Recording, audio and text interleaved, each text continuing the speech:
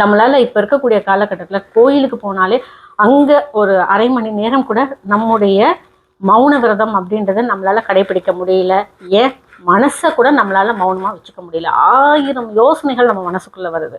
சாமியை பார்த்துருவோமா, இல்லை சாமியை பார்க்கறதுக்கு முன்னாடி தர போட்டுருவாங்களா, லைன் சீக்கிரமா நகர்ந்துடுமா, வாசல்ல செருப்பு வேற வச்சுட்டு வந்துட்டோமே, கார்லயே விட்டுருக்கலாம் ஆனா செருப்பை வாசல்ல வச்சுட்டோமே, எவ்வளவு யோசிக்கிறோம் நாம.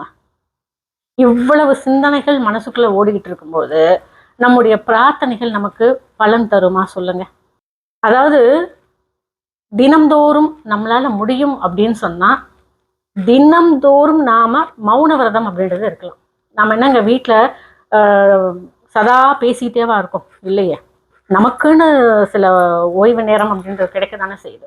அந்த ஓய்வு நேரத்தை நாம என்ன பண்றோம்?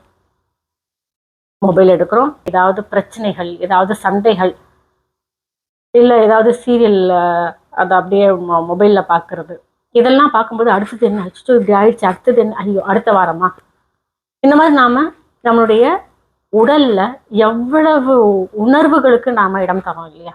அத்தனை உணர்வுகளும் நாம லேசா நம்ம சொல்லிடுறோம், உணர்வுகள் அப்படின்னு சொல்லிடுறோம். ஆனா அந்த உணர்வுகள் நம்மளுடைய உடல்ல எவ்வளவு நாடி நரம்புகளை அதோடைய இயல்பு நிலைக்கு மாறாக இயக்க வைக்குது இல்லையா, அந்த இயல்பு நிலைக்கு குறைவாக இயங்க செய்யுது.